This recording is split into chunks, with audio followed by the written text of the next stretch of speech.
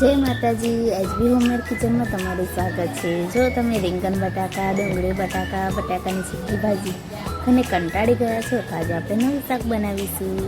આજે આપણે બનાવીશું દહીંવાળા બટાકા, જે સ્વાદમાં ખૂબ જ સ્વાદિષ્ટ અને ઇઝી રેસીપી સાથે। તો વિડીયોને અંત સુધી જોતા રહેજો। એક કુકરમાં કટ કરેલા બટાકા લઈ લીધેલા છે। ત્યાર પછી એમાં મેં થોડું પાણી નાખી દઈશ। હવે તેમાં મેં સાધારણ અમથું મીઠું નાખી દઈશ અને મિક્સ કરીને કુકરને બંધ કરીને ગેસ પર મૂકી દઈશ। ત્યાં સુધીમાં બટાકા ચડે ત્યાં સુધીમાં અમે ડુંગળી કાપી લઈશ। તો મેં એક ડુંગળી લીધી છે। હવે મેં ડુંગળીને કાપી લઈશ।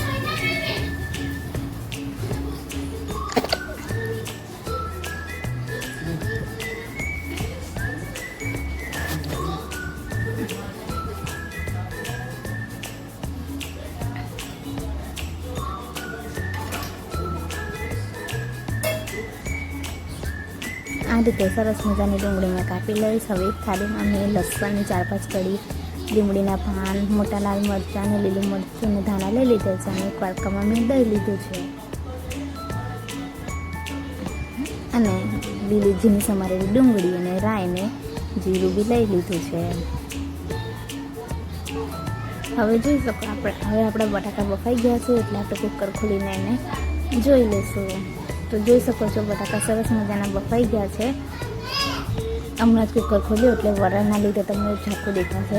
હવે મેં બટાકાને કટ કરીને એક થાળીમાં કટ કરીને લઈ લીધા છે।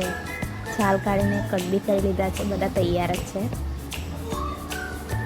હવે ગેસ પર એક આપણે કઢાઈ મૂકીશું। એમાં આપણે થોડું તેલ નાખવાનું છે।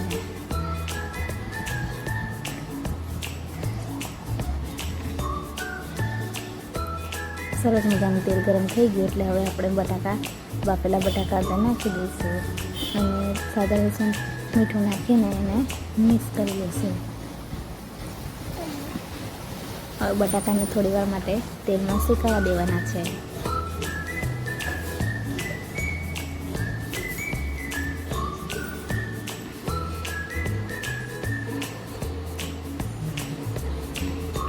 જોઈ શકો છો સરસ મજાના બટાકા શેકાવાયા છે। તો હવે મેં એક થાળીમાં એને કાઢી લઈશ।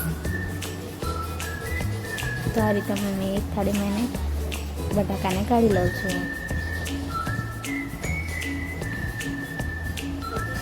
બટાકા શેકાઈ ગયા છે। હવે ત્યાં સુધી એક વાટકામાં દહીં લીધું છે। એમાં મેં હળદર, ગરમ મસાલો, મીઠું, ધાણા પાવડર અને મરચું નાખી દઈશ અને હવે એને મેં મસ્ત મિક્સ કરી લઈશ। હવે ફરીથી એક કાળા મૂકીશું અને અમે તેલ લઈ લીધું છે।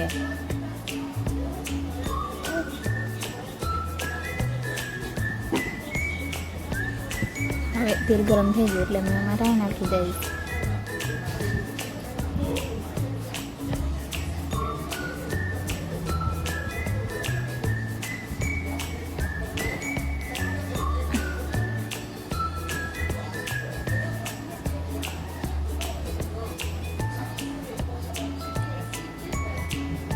રાઈ બી સરસ મજાની ફૂટવાઈ છે। હવે અમે થોડું જીરું નાખી દઈશ।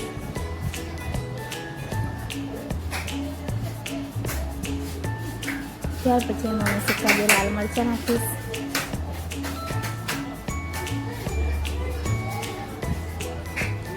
હવે લીલા મરચાં,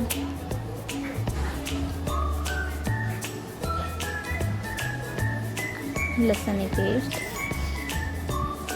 અને લીમડીના પાન અને થોડી વાર માટે અમે શેકાવા દઈશ।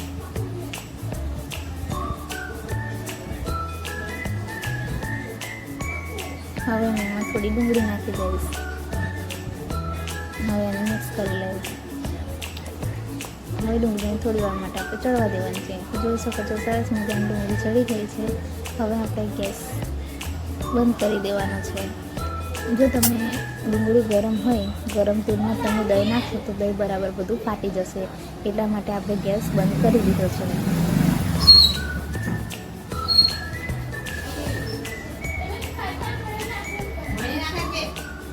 જોઈ શકો છો ડુંગળીનો વઘાર જે છે એ ઠંડો થઈ ગયો છે।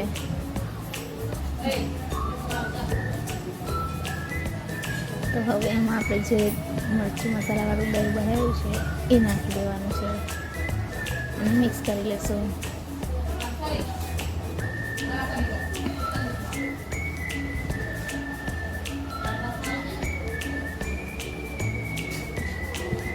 હવે ગેસ ચાલુ કરી દેવાનો છે. ધીમા ગેસ પર ઢાંકણ ઢાંકીને થોડી વાર માટે રહેવા દેવાનું છે, એટલે તેલ છૂટું પડે ત્યાં સુધી. તો થોડી વાર થઈ ગઈ છે. ઢાંકણ ખોલીને જોઈ શકો છો. જો સરસ મજાનું તેલ બી છૂટું પડી ગયું છે. વઘાર સરસ થઈ ગયો છે. હવે આપણે બાફેલા શેકેલા બટાકા નાખી દઈશું અને થોડી વાર માટે એને મિક્સ કરી લઈશું.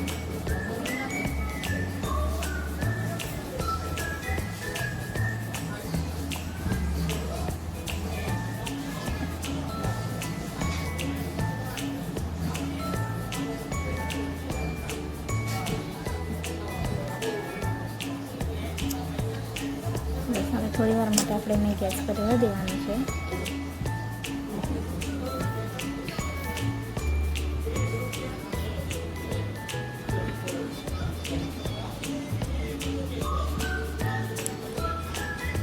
જોઈ શકો છો સરસ મજાને આપણા દહીંવાળા બટાકાનું શાક તૈયાર થઈ ગયું છે.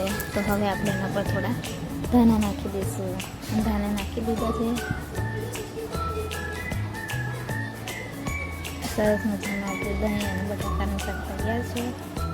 હવે એને આપણે શાક તૈયાર થઈ ગયું છે. હવે આપણે એને રોટલી સાથે સર્વ કરી દઈશું. જો તમને મારો વિડીયો સારો લાગે તો લાઈક અને સબસ્ક્રાઈબ કરજો અને બેલ આઇકન જરૂર દબાવજો.